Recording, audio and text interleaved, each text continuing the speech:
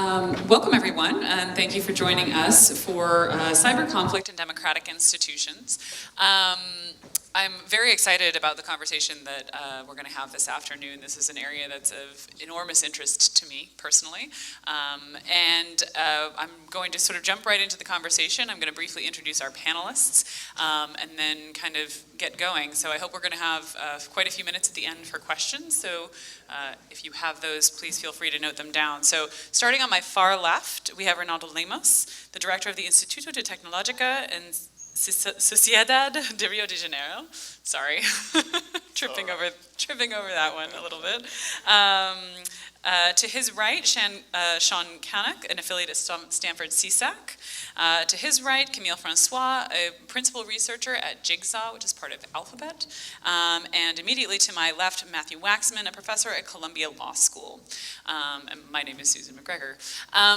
So obviously, in the past 6 or 8 months, I think there's been quite a lot of attention paid to the influence and effect that networked communications, digital communications can have on democratic institutions. Most notably here in the US and in Europe, there's been a lot of concern about influence and manipulation of electoral politics. This is cited just even this week. There have been some issues, I think it was yesterday or the day before, in the French election, the role of information that allegedly has come out about one of the candidates that has sort of cycled up from, the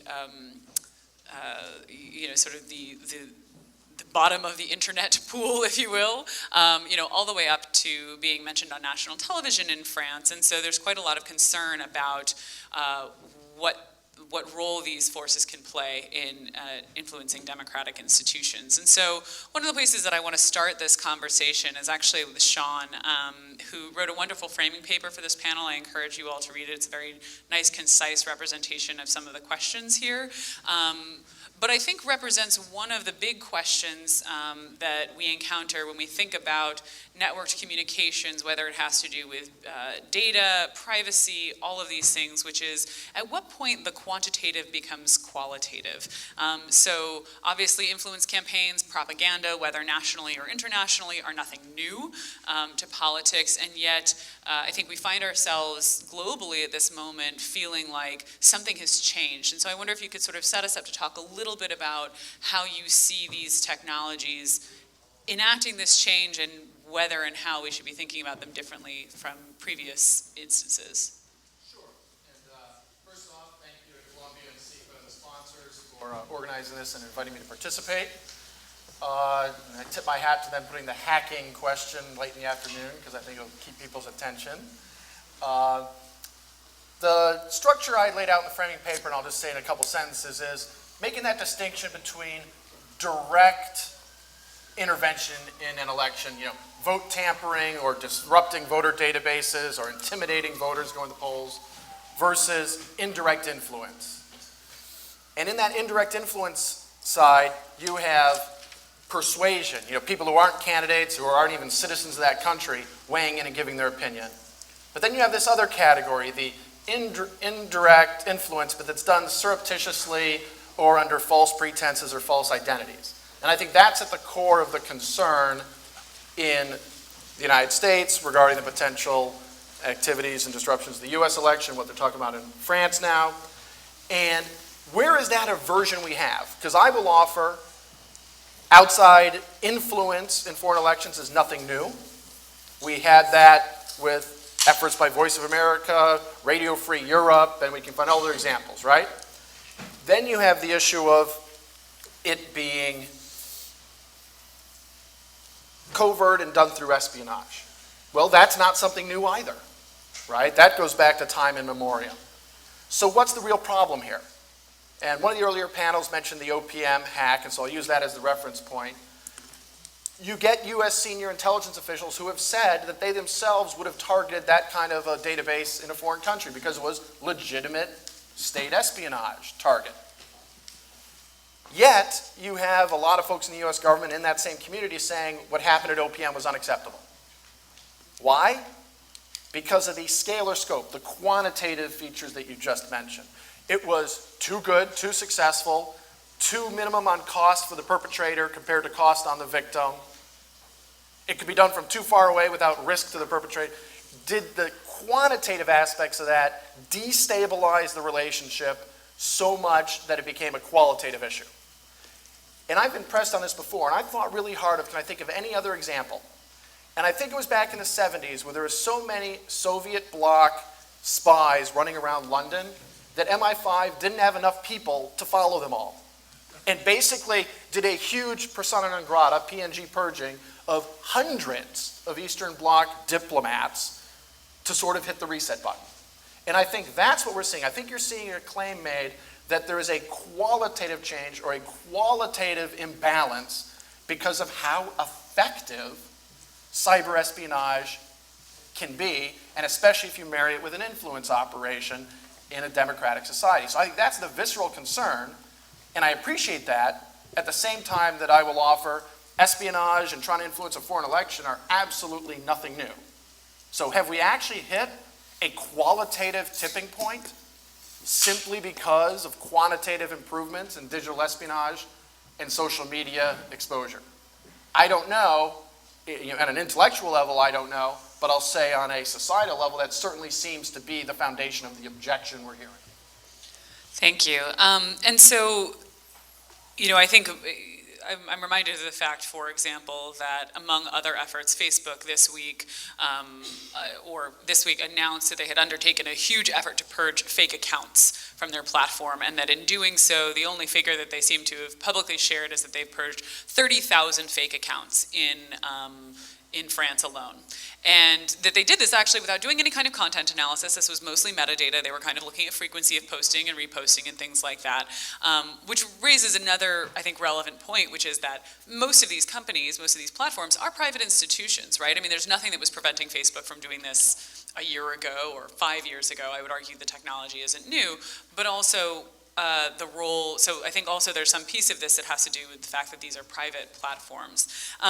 I want to move on though, because I think I think in this room we probably have an understanding of the concerns about the destabilizing effect, the concerns about how that scale plays into that, the level of destabilization.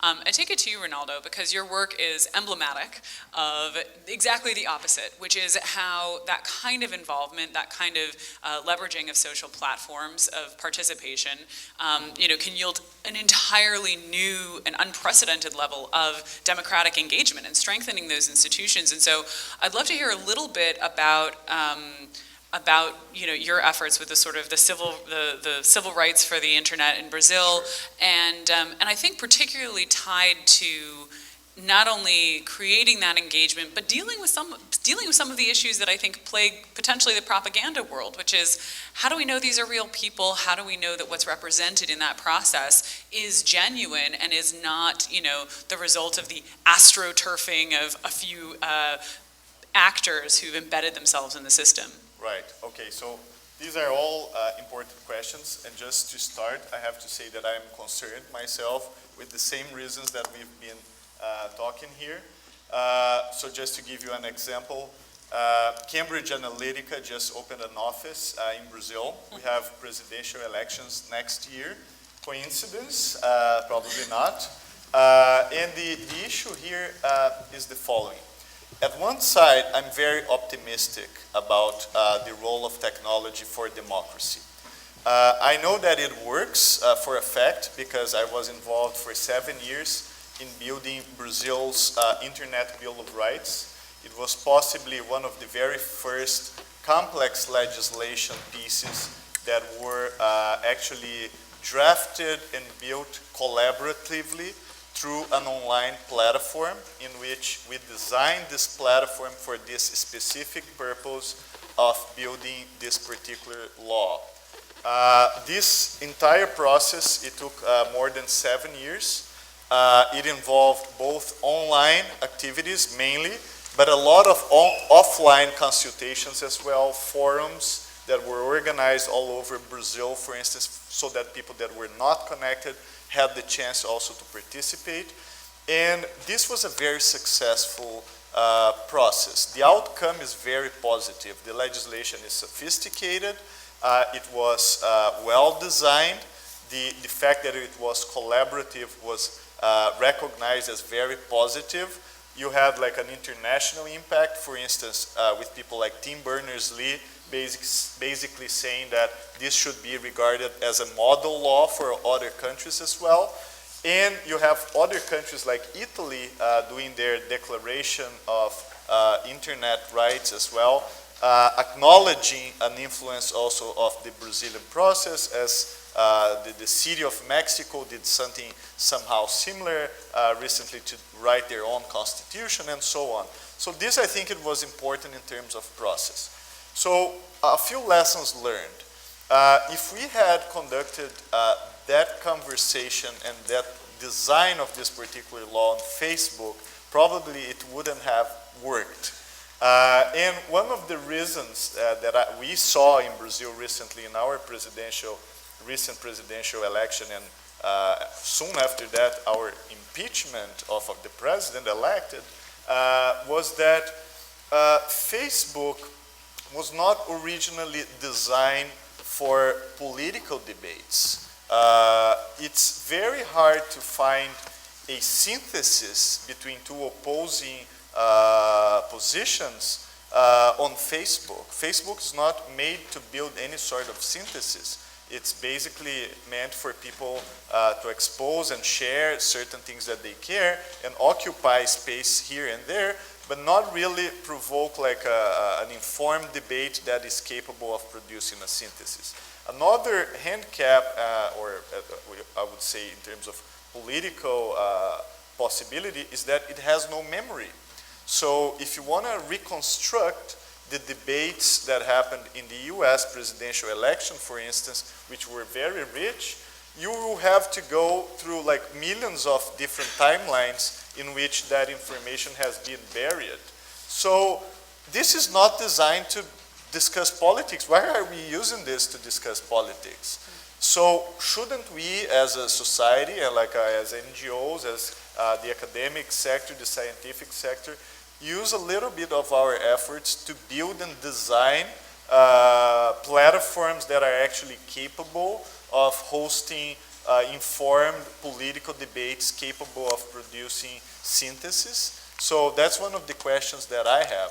And the other question is, what is the accountability in the sense that, like, what can be done? I see the fake news debate, and in my view, it's in most of the cases a problem of missing information rather than fake information. So if people had the capability of knowing where does that came from, who paid for this particular piece of news? Is this from a political party, from a political movement? You know, if you had more information about what you read, I think this problem could be much less concerning than it is right now. So my question is, are we capable of building the tools that are necessary for improving and increasing the level of information? So, yeah. Well, that brings me very naturally to your work, Camille.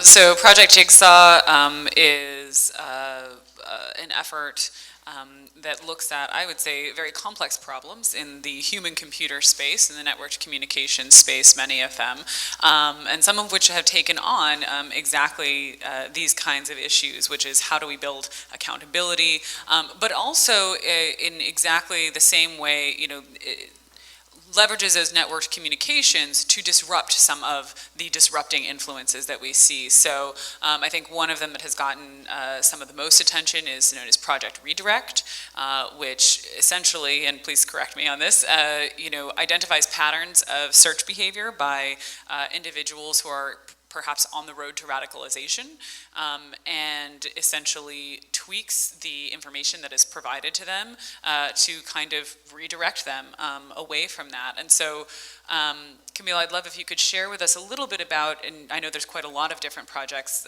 that you all do at Jigsaw, but some of the work that kind of ties into this, and again, I know some of it actually has very directly to do with the accountability that Ronaldo mentions, but you know, how can we be thinking about using these networked systems also to engage and in some cases maybe dismantle these destabilizing networks and patterns of behavior? Sure.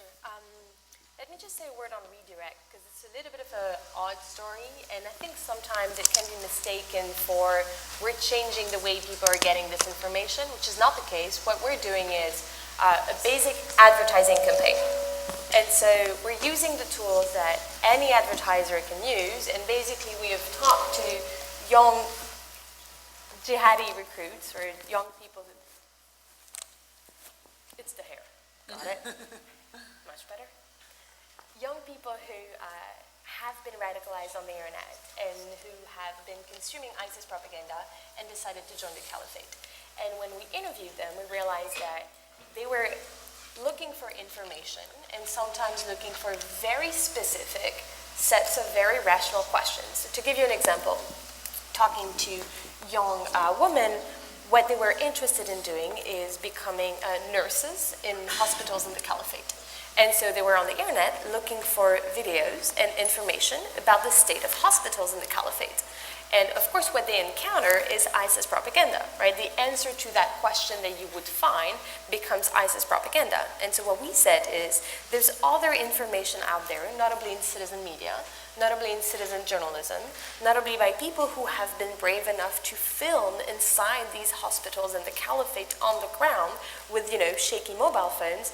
And those videos we can highlight by giving them as advertising to any person who would search for state of the hospitals in the caliphate. So it's an advertising campaign. The content that we're serving is really citizen journalism content. And the sort of base assumption is we're going to take people's questions seriously. We're not going to say, if you're looking for ISIS propaganda on the internet, you're either crazy or you're a human rights watch researcher. We're going to say, maybe there is a question that we can serve you, an advertisement. So we're not pretending that it's not an advertisement, that you might be also interested in. So that's for redirect. For network propaganda, which is sort of the big thing that on my end I'm working on right now, Sean, I agree with you. It's not new, right? And it's not surprising, and it's quite straightforward. And I hear that a lot, it's very clear in the information operations doctrine, why is everyone surprised? But it's sort of still remains the case that it was not the deal. We didn't do the internet so that people could be massively manipulated by state-sponsored campaigns that paused as foreign citizens pretending to have debates online. And so it's neither new nor surprising, but it's still, presenting us with a challenge that we weren't prepared for, and we're still being manipulated in a way that we should have expected, but we're not really good at detecting. And so when we see these sorts of, movements of support on the internet on very political topics, it's becoming a very legitimate question. Say, if you're a member of the press, to just look at it and say, okay, is this a genuine expression of a citizen movement that are happening to use Twitter? Is this hashtag organic? Or all these people who are trying to have this debate over this piece of information, my fellow citizens who are engaging in a political conversation with me? Or am I looking at a weird mix of social bots and the paid trolls and the inorganic activity that's actually on a government budget? And I think that's a very legitimate question. Again, it's neither surprising or new, but it's sort of like the state that we're in. And when we're asking ourselves that question and looking at the internet, we don't really have a lot of tools to sort of be able to answer that. And so one of the key things we're trying to do is, what are the analytical tools that we can put in users' hands to start to answer this question? This requires talking to a lot of people who are somewhere on this production chain of bad informations, right?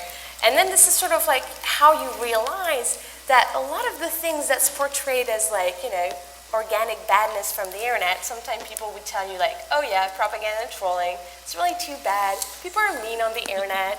You're no, that's this is a bot network that was bought on a criminal forum that is serving to diversify the IP of a bulk of fake Twitter accounts that was bought to another criminal operation abroad. And so it's not that people are mean on the internet, it's that you are looking at something that is a well-organized, well-funded, well-coordinated criminal activity that sometimes borders on espionage and that sometimes is state-sponsored. And so looking into how this, concretely works and developing all the tools we can, both from an analytical perspective, but also from, a platform responsibility perspective, I think is our focus. Just to give one quick example of what this can look like from a platform responsibility perspective, and that time on the hacking side, something that we rolled out a couple years ago is this little notice in Gmail that we call the government-backed attack warning. I don't know if anyone in this room has ever been served this warning. We serve it to less than 0.1% of our Gmail users. Basically, this is the little message that you get when Google knows that a state-sponsored actor is trying to get into your mailbox. Maybe it's through a phishing attempt, maybe it's a malware, and basically Google is serving you a little notice saying, hey, we have reasons to believe that state attackers are targeting your inbox. And these are recommendations that we would really like you to consider to secure your inbox. So, as Eric said this morning, please, it's the right time to turn on two-factor authentication, et cetera, et cetera. And I think that's a good responsibility position to be in. Telling people it's different to say, yo, there's malware on the internet, kind of sucks, and then to tell them, well, sometimes we have reasons to believe that you're targeted as part of a campaign by well-organized, well-funded adversaries, and there are very specific set of recommendations that apply to you in that case. Well, you brought us very neatly to Professor Waxman. So I think, yes, this idea of, I really like that sort of evolution, because I think there is this attitude of, people are mean on the internet, they do bad things. And I have to say that in my own work, with journalists, and particularly journalists and academics abroad, was probably the first time about a year and a half ago that I encountered people who said, oh yeah, we know that the government has paid 6,000 people to troll us. And, I know that if I post something on Twitter, I am going to be just, harassed off that platform because, I've produced coverage that's critical of the government, or I've done this. And I think that that's something that is as is not always, or is not so seldom the case, is a little bit late to the U.S. consciousness, that this is the kind of activity that is not uncommon in many parts of the world. But what you cite about this idea of state-sponsored activities perhaps giving the appearance of many individuals, of networks, I think really brings us to what I'm interested in hearing from you, Matthew, is at what point do we then decide that this legitimate espionage, some maybe legitimate espionage, but in any case, potentially state-sponsored activity constitutes an act of war? So you were recently before the U.S. Senate, I believe, and you were asked this question, and I think as a citizen, as an individual, I'm very curious about this, because of course, this may be what we're looking at when we think about conflict. Is this going to get, the U.S. or any other nation into an actual war? Yeah, so I have found in policy discussions, and including legislative ones, a tendency to ask the question and even answer it in the affirmative. Does, let's say, Russian interference in elections constitute an act of war, or should we declare it as such? And I want to reflect a little bit on some observations about that debate. Let me sort of jump to my own conclusion, which is I'd be very skeptical and hesitant of taking that move. For reasons I'll explain. I think I can see why certain political leaders would find it an attractive thing to state as a position to take, but from a policy standpoint, I think it's a very problematic one. That said, I think if we sort of dissect the debate and discussion a bit, there are some important elements of a strategy for combating political interference generally, but especially through new digital means. So, when I think about why might it be desirable to say that election interfering constitutes an act of war, the legal technical term would usually be armed attack, meaning something that justifies a state's full rights of self-defense, including and up to and including military force. Why might a state want to take that position? One reason is about sort of motivating and harnessing domestic politics. It's about elevating the importance of an issue. And there's some logic and merit to this. That in order to make sure that government resources, private sector resources are brought to bear in combating certain threats, it may be helpful to label them as act of war. It's a way of basically marking the importance of an issue, elevating the stakes or making clear the stakes of an issue. So perhaps as a way of kind of motivating domestic politics, the label of act of war could be useful. I think the downside of this, or a downside of this, is that precisely because it is motivating, it may also be hand-tying. That declaring something an act of war doesn't usually just mean that you may treat it as an act of war. It usually means that you have to treat it as an act of war. If you don't, then you are kind of, in a sense, not fulfilling your government responsibilities to protect the public and the state from an attack. So it has certain advantages from a political standpoint, but those advantages may be a little bit too confining, or perhaps even in some ways a little bit too strong. Another reason why you might want to label political interference as an act of war is to help try to establish international norms prohibiting certain content.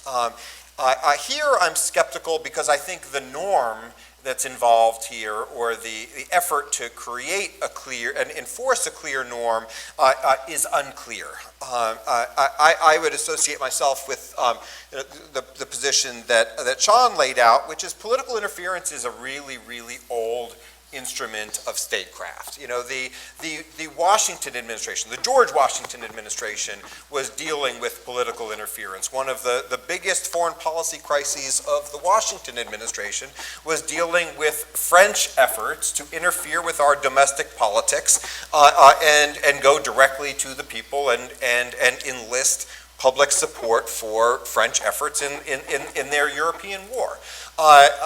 This is a long-standing issue. I don't think the prohibition or the red line that we would want to draw on political interference, especially when we engage in some political interference abroad, is an easy one to draw. What kind of interference, by what means, for what purpose are we saying is problematic? So it's also something that's sharply good. It's going to divide states. Finally, the last reason I would just offer that you might want to label something an act of war is deterrence. An advantage of labeling something an act of war is it opens up a fuller range of possible responses.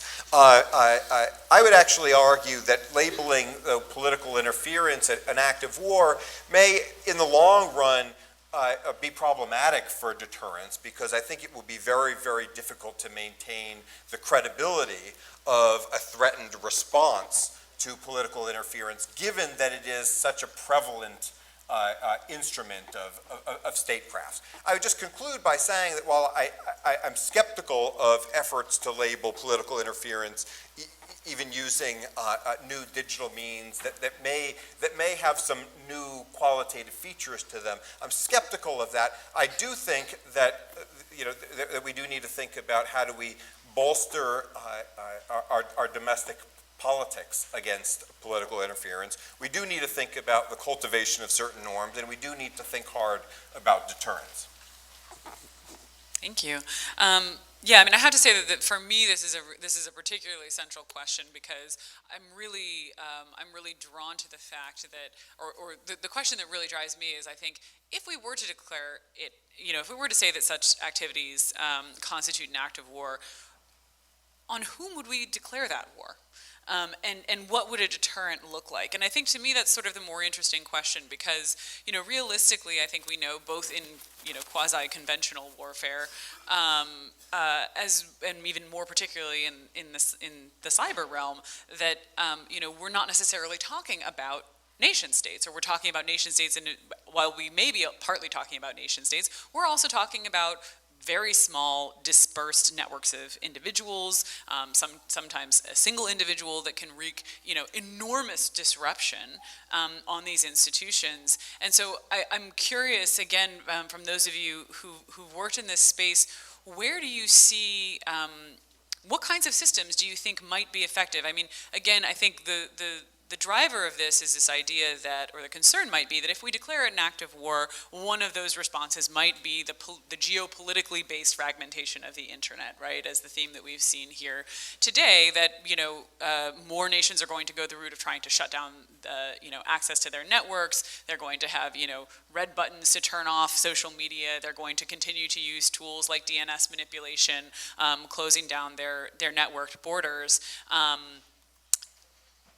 But especially given that the threats are often not so well defined, what are some of the strategies? Is it really not more the idea of kind of, organized societies against, against these more dispersed networks? And so, again, I'm wondering, Camille, I know that you have some work in this space, and Ronaldo, what are the ways that we engage, what are the tools that we can use to kind of dismantle some of those networks to reduce their influence, and I think kind of preserve the order so that we don't see this situation where maybe for domestic political reasons we are, declaring war, but then the question of how we actually enact that deterrent feature happens.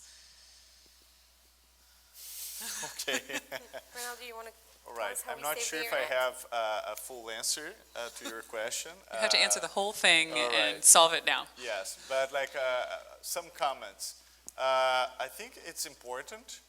I think thinking about this, framing it as an act of war, it's it can cause a lot of concerns for countries that don't have war capabilities or cyber warfare capabilities, and I would assume it's probably 90% of the countries.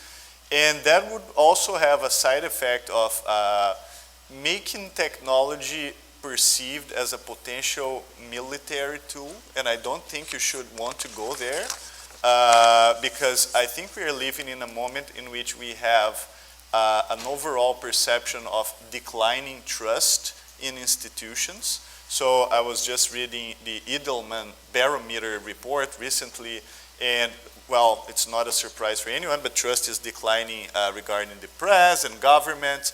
And the only two organizations or institutions that are above the 50% line are the business sector and NGOs. They're all declining too, but the pace seems to be a little bit slower.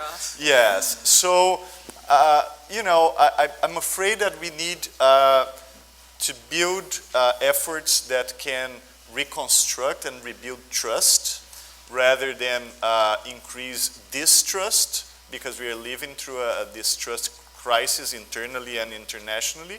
And from my small experience, one thing that we have been doing in Brazil, for instance, is using the blockchain technology, which is an open, decentralized, distributed platform in order to build transparency, accountability, and improving, for instance, transparency for political parties, and building voting participation methods based on the blockchain. So very quickly, because I don't want to take too much time, my institute just launched 2 weeks ago an application called Mudamos. It stands for We Change, and it allows you to vote on a popular initiative law. So the Brazilian Constitution says that if 1% of the voters get together and propose a law, that law must be taken by Congress officially. That will take that law as if had been proposed by a Congress member. Problem is, that is 1.6 million signatures, and to get those on paper, it's very difficult. In the history of the Brazilian Constitution, it was used only 4 times with mixed results. But now, using the blockchain and certifying the identity of Brazilian voters, this process, they can escalate. So the emergence of the blockchain allowed a form of democratic participation that was impossible 2 years ago. And I think we should move in that direction, building technologies that improve trust rather than distrust. Yeah, I agree. I think trust is really the central issue.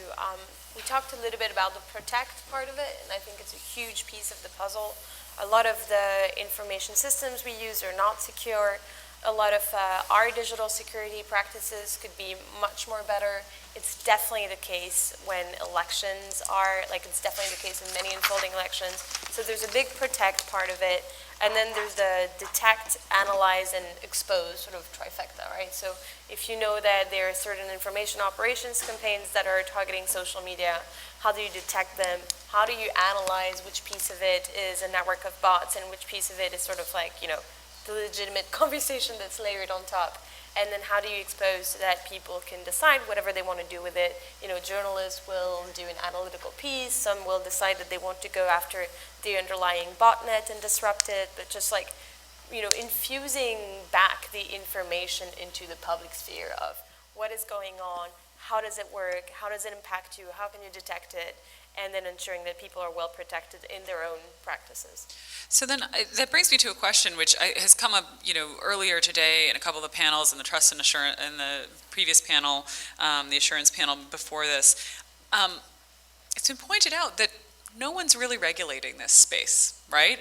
And so I'm curious, you know, from, you know, even if we consider this work, you know, maybe it's legitimate espionage, maybe it has a different flavor, but I mean, we know that private companies are engaging in this space. I mean, we know that, you know, companies like Google and Microsoft and, you know, even the social platforms now are doing it. But is that enough? I mean, if we are going to get to the point where we even consider the idea that, you know, this kind of work could constitute an act of war, I mean, would we be declaring war because because there was an influence campaign with a bunch of fake networks that was maybe just a couple of people?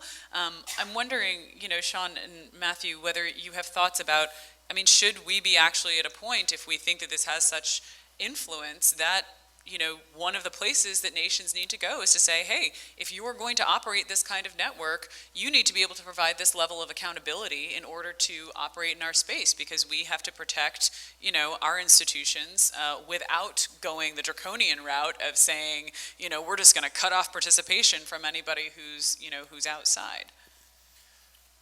I mean, I'll just start, unless Sean. Yeah, I mean, I just want to start by saying, you know, a lot of this conversation has been, I think, trying to sort of to take the state out of the discussion. But, you know, a lot of the world is still very state-centric. And when we're talking, for example, about, you know, my read of intelligence, evidence, and that sort of thing is that, you know, for example,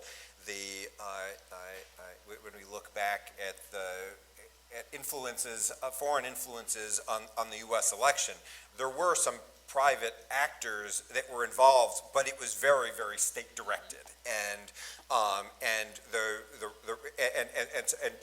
it would be very easy to justify, therefore, an appropriate state versus state-based reaction, a state-to-state response. That's not to say that it's only states that are operating, but I don't want to exclude them from the discussion. I think another way in which regulation can take place here, and that does continue to emphasize the role of states, is imposing obligations, enforcing obligations for states to police activities that are going on within their territory. Because I do think that while we're talking about some technologies here that are in many ways territory permeable, there are also a lot of activities that are taking place within certain territories, and I think one kind of direction in which international law, international norms, international duties is going is to think about what are the obligations that states have to police actions within their territories or by their nationals. Again, I'm not saying that this is a complete solution. It may be a very, very, very incomplete solution, but I think it is at least part of the solution. I'm very intrigued and enjoying this conversation, and two cliches are immediately coming to mind. One is the political adage of where you sit determines where you stand, and the other is the old game theory question of who guards the guardians. What we're actually all dancing around here is who is the appropriate ombudsman of truth? Who do you want to be the regulator?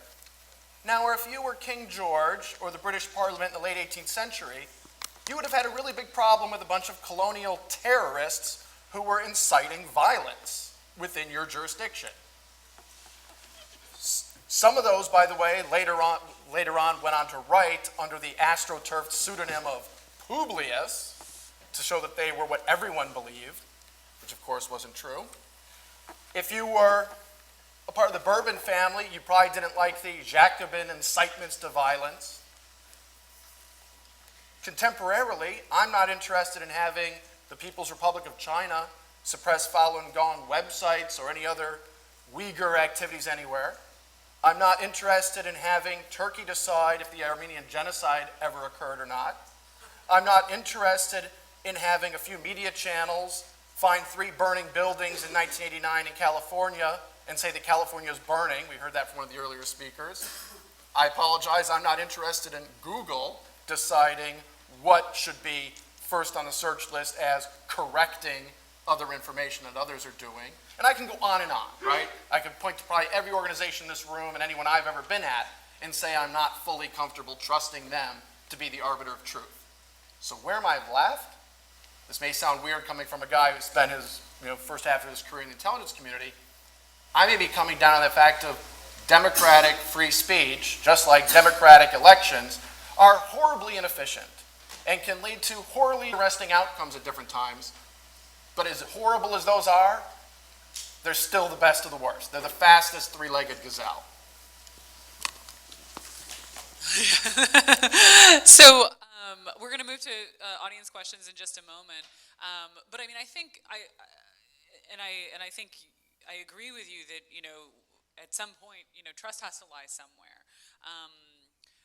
But I think one of the things that I'm interested in pushing on here is we know that we can get better trust per Ronaldo's example, right? We know that we can get better trust with certain requirements of technology, right? We know that, blockchain technology can give us a trail of a relative audit trail about, where something has happened. We know that if we insist on 2-factor, we can be reasonably assured that if somebody wants to fake an account, I mean, first of all, if somebody wants to get into an account, it's going to be harder. Second, if somebody wants to fake an account, it's going to be, at the very least, much more expensive, right? Especially go to countries where you have to submit, an identity for a SIM card, right? I mean, if I'm using SMS, you're going to know that, I've got multiple accounts registered to me. And so I wonder, my question is more to whose job is it to make sure that we're using those, that we're imposing those requirements so that we get that level of accountability so that I can trust the conversations that are happening on social media, that they are real people or that they are, real votes in Brazil. And I guess I'm just sort of curious whether, it seems that, as you say, we're sort of dancing around this, but I'm not sure how we get there unless there is that participation on the policy level from nation states to say, we want this level of accountability in the systems that are going to be part of our political process. So can I just do a little bit of a cultural, contextual note? Please. Ronaldo, I'm going to speak for the both of us, but stop me if it... All right. In Portuguese. In Portuguese. Great. Some of us, I think, also are coming from a cultural background in which we thought that truth was also going to be collectively produced on the internet, on the network public sphere, if we could ensure that it was properly distributed, that we would avoid central nodes, and that we could infuse enough transparency and respect for privacy, right? And it was really a cultural movement of thinking information will, have to be free. Let's encourage it. Let's encourage its circulation and translate it into a series of both very technical measures and also legal innovations like Creative Commons. And I don't think that where we are today means that this was a pipe dream. And in many regards, I think that it is still the solution. And in the face of not really knowing who is supposed to be the guardian and the arbiter of truth, we don't have to look for a central node. We just have to ensure that our system of everyone having access to information and being able to discuss, and the network remaining well distributed and transparent and able to respect people's privacy, will still sort of get us to where we want to. Now, I realize this is a very optimistic take on where we are and what the internet can do. It's still my take to date. It doesn't, no, I don't. No, I think I agree with what you said. Just very quickly, I think the issue of truth, and it's one of the most important ones that we have to think about. So in my class here at Columbia, I did recently an exercise with my students in which I asked them what are the institutions that are actually, that we can rely on in order to determine what is truth. And then they quoted a bunch of institutions, and possibly at the 19th time a student raised his hand and said, oh, and there is the scientific community, science. And I said, yeah, that's the question that's the answer I was waiting for. So people thought about the press, they thought about TV or whatever, Google, and then after 19 people saying something, someone said, okay, so how about science? And I said, yeah, that's what I wanted to hear. So I see a lot of countries trying to pass laws about fake news. And that concerns me a lot, because what a lot of these laws actually do is to transfer to the judiciary branch the power to determine what is truth and what is not. And the judiciary was not built to determine what truth is. It was built to determine whether something is legal or illegal. It's not the function of the judiciary to actually determine what truth is. So I am concerned about these transferences of outsourcing the determination of truth. So in my view, in the same way that we were talking before, I think our task as a society is basically how to rebuild the institutions that deal with truth, and of course, botnets, fake profiles, online manipulation, speech that is actually propaganda, plain as if it's coming from your regular citizen, but is actually coming from a central propaganda machine that actually sometimes have economic, sometimes have political incentives in order to engage on that. That helps. So I think rebalancing the playing field for speech online, I think it's not a vain effort. I think it's something that can be done. We can come up with tools for that, and I think the impact will be positive. Okay, well, I've gotten to have my fun up here, so happy to take, I think, actually, if I can impose on people to walk to the mic to ask your questions, just because we want to make sure that they're heard by everyone. Yeah, of course. Thank you. Andrea Glorioso from the European Commission. But I'm asking a question on a personal basis. This was a most interesting panel. I will ask the whole panel, I will make this point. In the US, according to recent research, 20% of citizens are functionally illiterate, which means that they can read and write, but they cannot actually understand what they're reading and writing. The situation in European countries, in some European countries, is much worse than that. In Italy, in my own country, 45% of people are functionally illiterate. They can read and write, but they cannot really understand what they are reading and writing. And my question is, if this is true, and I'm not claiming it is, but research suggests that it is at least partially true, are we aiming our efforts, faced with the kind of challenges that we're discussing now, in the wrong direction. Should we not invest a lot more resources and money into education? I mean, schools, literally teaching people what it means to read a text, what it means to analyze a text, how our civic system or our political systems work. The level of ignorance all across Western societies, how government actually works, is staggering, and it is much worse than it is in the 70s and the 80s. So I am a technologist, but I wonder in this case if the answer to the political challenges mediated by technology that we're looking for should not be technological at all, should be of a completely different nature. Would be curious to hear the panel's opinions on this. So if I may paraphrase, I think it's, should we be not looking, is our greatest source of instability perhaps in democratic institutions, perhaps not technology, but actually a lack of understanding and education in the various publics, yeah. I'm happy to start that, and let me start cheeky and then give my real opinion. The Soviet Union had near perfect literacy rates and some of the highest voter turnout you've ever seen in elections. I wouldn't necessarily want to I'm not consider. talking about literacy, sorry, I'm talking about functional literacy. It's a different thing. No, and my next answer is going to be, so I separate the problem we've been discussing with the one you've raised, and on the one you've raised, my answer is I personally believe that education is not only the core basis of all human improvement and progress, but also international peace. So I would absolutely love to advocate for education on a wide range of boundaries. I'm not sure that education alone, by any specific metric of literacy or something else, is going to get us to fulfill the principle you've articulated, which I completely agree with. Okay. Other comments or? No? All right. Well, we seem to have plenty of questions, so please step forward. Hi, I'm Kimberly Martin from Barnard College. Great panel, I really enjoyed it. One comment and then one question. The comment is, I think there was a recent study that indicated that some huge percentage of scientific findings were Irreproducible? irreproducible, yes, exactly. So I'm not sure that science is necessarily the answer for the institution. But my question is, I think that democracy is fundamentally built on individual responsibility, and that is related to the question of education. But is it really in the good interests of government to be paternalistic in terms of what they tell their citizens they should be looking at and not looking at, or should be paying attention to and not paying attention to? Because anybody who sees these fake news sources, it's not like they're close to being true and that therefore they could persuade people who actually have a knowledge base.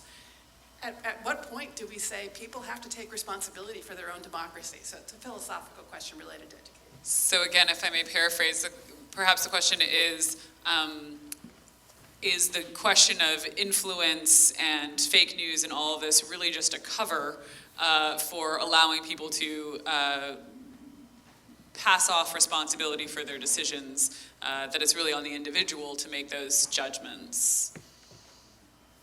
Can I make a quick comment about the science point? But that's the beauty of it. Science can be falsifiable. You can, I think truth is achieved precisely by falsifiability. So in science, if you're proved wrong, you have to move on, something that you don't do in terms of like values or religion. And that's how we as a society have come up with achieving some form of truth. And truth is always temporary until you create like a better argument and you make it falsifiable again. That's how we evolve as a species, I would say. But I think that's the point. But it's a great comment. And then it comes to the issue whether science has not also been following special interests as well. So who pays for scientific research?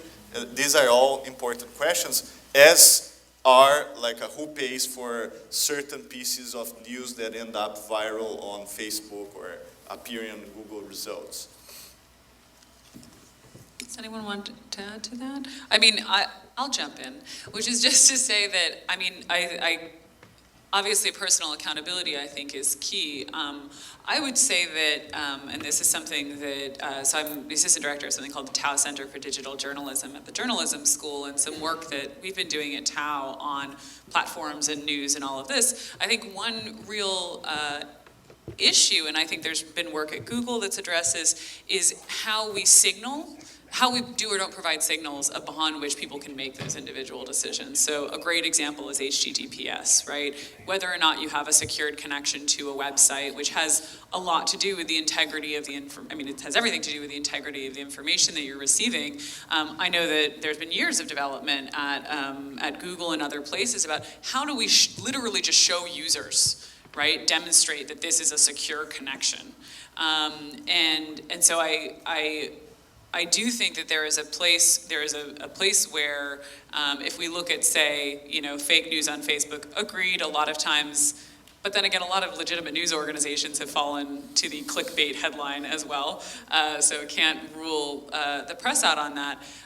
But there is this veneer of, kind of respectability, right, that just comes from the design, the way that, the way that we perceive that information, and something that is, very poorly researched and supported, kind of looks the same. It all kind of runs through your Facebook feed in the same way, and apart from the name on the source, I think is a lot of work to distinguish still. So I think there's space to evolve in the in the technical and design space as well to signal better to users what's happening. Anyhow, please.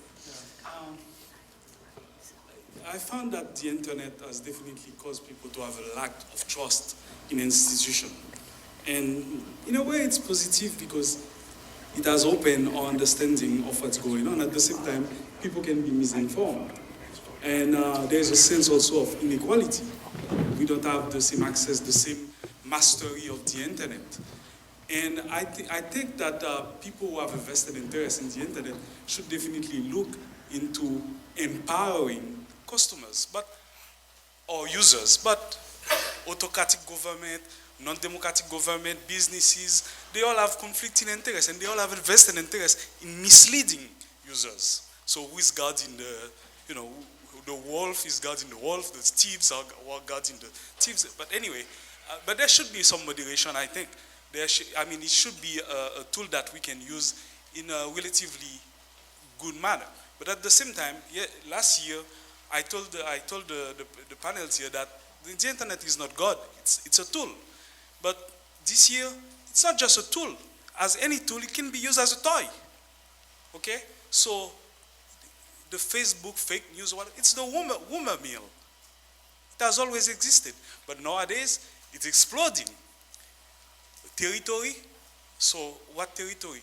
You're on the internet, okay? The fake news are all the way in Russia. So you're going to tell me I cannot go to Russia to check the information? So I think we should look at this thing with some kind of moderation.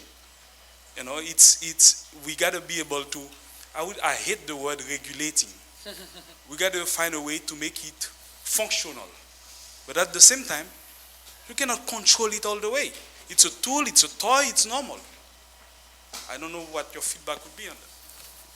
So should we be so worried because it can always go one of either, there's always multiple directions for this to go. It can be used for good, used for ill, like any other tool.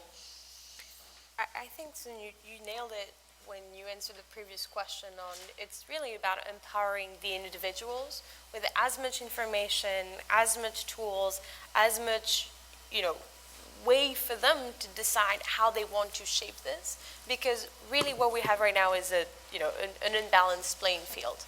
I think it's becoming easier to manipulate someone than for someone to act upon pieces of information and tools to realize they're being manipulated. So I like this focus on the individual, which, corporations like to call the user, but it's really just people.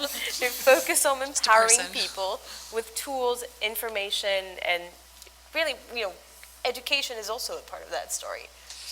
Can I, if you don't mind, one thing I'd like to circle back on about that is, again, to some of the work that's been done by folks on this panel, how do we provide those tools to users, right? I mean, we talked about some of the technical options, but I noticed in looking at Project Jigsaw's work, there's a lot of human representation and intervention. I mean, I saw a lot of projects where I think like Abdullah X and a couple of others, the Against Violent Extremism Network, where you have kind of people talking to people, and I'm wondering, I think to some of the questions that have been raised, how much is this a technology problem and how much is this about, reconnecting human beings so that they're getting a quality of information that is valuable and persuasive to them?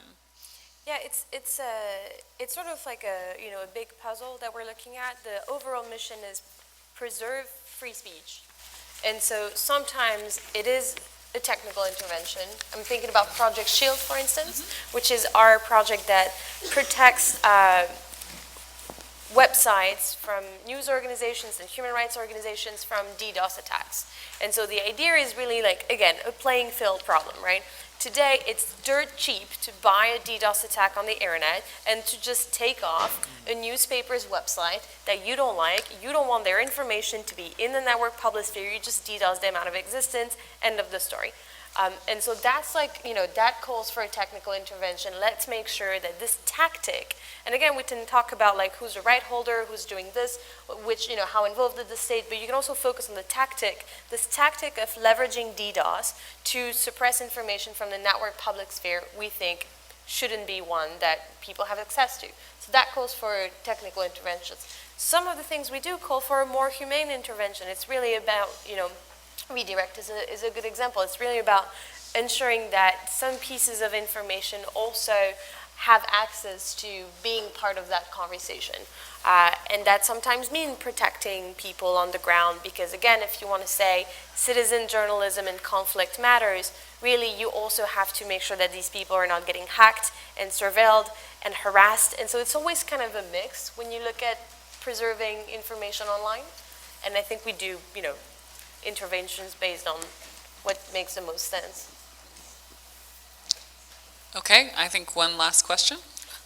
I hate to be the person standing between you and the coffee break, but I'm still going to ask a question. When the panel started discussing, discussed the fake news and the debate that you've had around this, one of the things indeed that's worrying with the fake news framing is that we don't really know what's fake, and we don't want the judicial system to regulate what's fake and what's not. And so it's at the same time, and this was an example in the last presidential debate in France. One of the two speakers used a piece of information that had been published a couple of hours ago on a forum. That's not a case of free speech. That's the case of forging a document with the signature of the other person. So let's not overplay the free speech argument either. In some cases, it's not a question of freedom of speech. It's a question of forging documents. It's a question of manipulating public opinion, and these things are actually illegal, not because they're censored, but because they're illegal for other legitimate reasons. So I think that there's one thing that we need to, and again, I think the sensitivity on both sides of the Atlantic against on censorship is perhaps different. What is seen, this case against this document that was obviously forged, the justice will have to determine whether it was forged or not, but the fact that it was taken down in some cases would not be seen in Europe, or especially in France, as censorship. I don't think that would be the case. So, I think there's a cultural divide here, and that we don't mean the same thing when we say free speech. My question, though, is, should we look at this, or should we look at other solutions that are more systemic? And for example, one of the things I want to propose to the panel is, one of the things we could do is say, well, what about whatever the fake news that's created, how is it targeted and how is it served to users? And in this process, it might be the case that personal data are used in a way that is adverse to people's interests, and regulating the protection of personal data and regulation on data protection, which has nothing to do with the freedom of speech, might help tame not the existence of fake news, but the intensity of the problem that they represent. What do you think about this? So I think, just to recap, if I may, the idea that if we have stronger protections around personal data, it may, if I'm interpreting this correctly, limit the efficacy of the campaigns to target individuals for influence and manipulation, and without necessarily affecting anyone's speech. Anyone want to jump on that? Okay, so quickly as a wrap up. So basically, I think you point correctly. The responsibility for fake news is not only about Facebook, Google, or Twitter. There is a fake news industry going on. There are people making money, or they are working under the incentives of political victory or political disruption. And as you know, because you brought Jonathan Albright here to Columbia, this fake news industry is a very professional one. They do data collection, they do individual profiling, they do psychometrics to see if you are like upset or if you have a neurotic personality and you are like more susceptible to certain types of advertising. And I think like realizing that this has become an industry, it helps as well in terms of like how do you fight against it. So I think one of the ways of like dealing with the problem is actually understanding all the elements about that problem and understanding that there is a fake news industry among us and actually operating through very sophisticated tools, including data profiling and data collection and psychometrics. I think that that's very important. And it goes beyond the free speech issue because it has a lot of deception in this industry. So this is a deceptive industry because sometimes they serve content to you plain as if that content was being served by your regular citizen, but it's not a citizen there. It's like a very well-organized industry that is behind it. So I think the deception framework here might be important as well. If we're in wrap-up phase, I will acknowledge the importance of the fake news discussion and underscore a lot of those comments, but I want to leave you with a rhetorical question to anyone who's from a democracy. Is it ever wrong to publicize truth? Advocates of Snowden would say no, and the Democratic National Committee might be saying yes. Any final comments, Matthew, Camille? No, I mean, well, I guess I would just wrap up by saying, you know, there have been a lot of questions asking about, you know, is this the solution? Is that the solution? And I think in my mind, a couple of conclusions come to mind. One is, at best, you're going to solve only parts of this problem.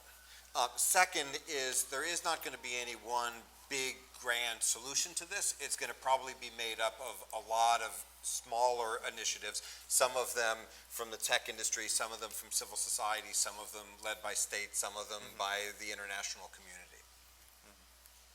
Yeah, no, I absolutely agree with that. And, you know, last thought to build on what Ronaldo was saying on this industry, it's also an industry that's very close to that of the hacking industry. So when we see the social media botnets, the bots that they use are also the bots that are used in gigantic DDoS criminal operations. When we see the providers of propaganda hacking tools on the black market, really they are also the providers of malware, and they are also selling to states. And so we can sort of follow the breadcrumbs of that industry, which is not completely unknown and not completely unregulated, and sort of like, you know, meticulously tie it back to actors, models, systems, and legal frameworks that we understand and know how to apply. Well, thank you very much to our panelists, and thank you all. Have a great afternoon. I love your reference to Karl Popper and falsifiability. Glad you took that.